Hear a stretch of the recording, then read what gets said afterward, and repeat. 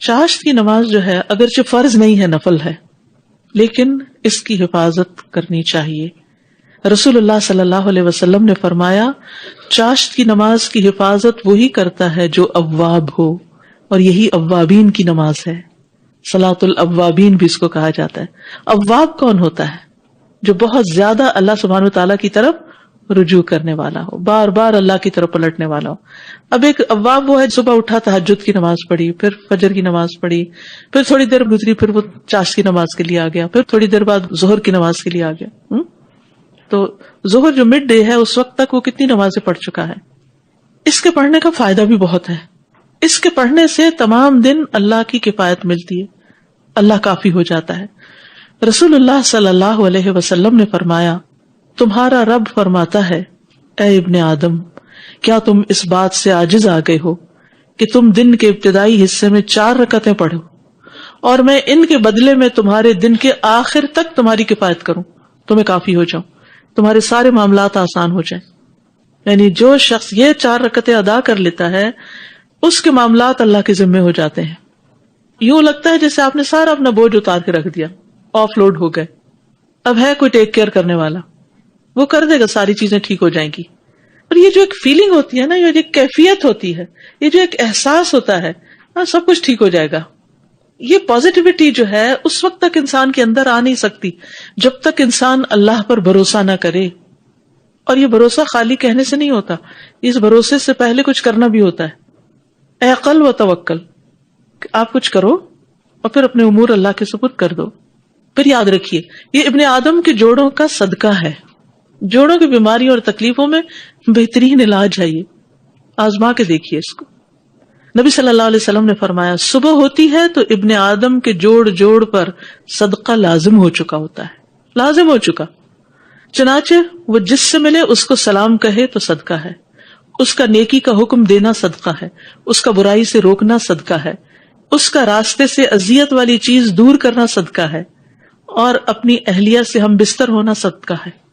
اور ان سب سے چاشت کی 2 رکعتیں کفایت کرتی ہیں۔ یعنی اگر ان میں سے کوئی اور نیکی کا کام نہیں ہو سکتا تو چاشت کی 2 رکعتیں جو ہیں یہ سب صدقوں کو پورا کر دیں گی، جوڑ جوڑ کا صدقہ ادا ہو جائے گا۔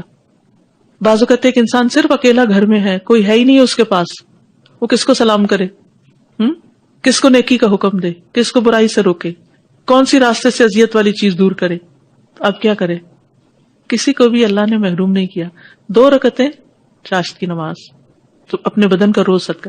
ہمارے ہاں عموماً کیا رواج ہے؟ صدقے کا بکرا، جان کا صدقہ کیا ہے؟ بکرا۔ تو یہاں جان کا صدقہ کیا ہے؟ جان ہے، ذرا جان لگاؤ، 2 رکعت پڑھ لو۔ دیکھیے نبی صلی اللہ علیہ وسلم کی سنت کیا ہے، مجھے ذرا بتائیے کہ کوئی بیمار پڑا تو آپ نے بکرا صدقہ کیا، یا کوئی برا خواب دیکھا تو حکم دیا کہ بکرا قربان کرو؟ باقی آپ نے اگر غریبوں کو کھانا کھلانا ہے تو چاہے بکرا قربان کریں، چاہے آپ سوکھا راشن دے دیں، چاہے ان کے بچوں کی فیس دے دیں، ان کی پڑھائی کا ذمہ لے لیں، ان کو سال میں کتابیں لے کر دے دیں، بے شمار طریقے ہیں صدقہ کرنے کے۔ لیکن ہمارے ہاں صدقے کا ایک ہی طریقہ ہے، اور وہ ہے بکرا قربان کرو، اور وہ بھی کالا ہو۔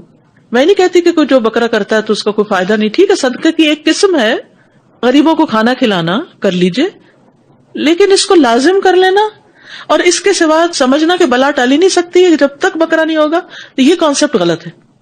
ہر صدقہ بلا ٹالتا ہے، کوئی بھی چیز کر لیجئے، اور اس وقت یہ دیکھیے کہ آپ کے قریب کس کو کس چیز کی ضرورت ہے، آپ اس کو تو روک کے رکھے ہوئے، وہ بےچارا تو ترس رہا ہے، وہ مصیبت میں مبتلا ہے، اس کی آپ مدد نہیں کر رہے، اور دور بیٹھے لوگوں کو آپ بکرے کا گوشت کھلا رہے ہیں۔ تو اس میں آپ دیکھیے کہ اگر آپ نے اپنی جان کا صدقہ دینا ہے نا تو 2 نفل چاشت کے پڑھنا شروع کر دیں۔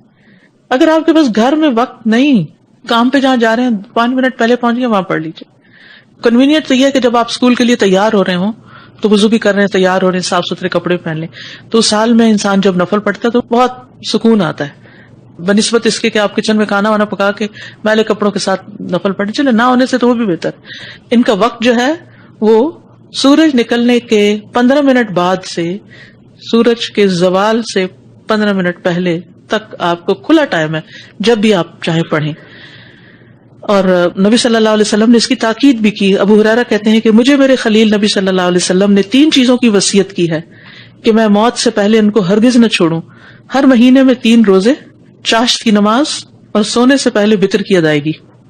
افضل وقت وہ ہے جب اونٹوں کے بچوں کے پاؤں گرم ہونے لگے، جب دھوپ خوب نکل آئے، یعنی گرمی ہو جائے.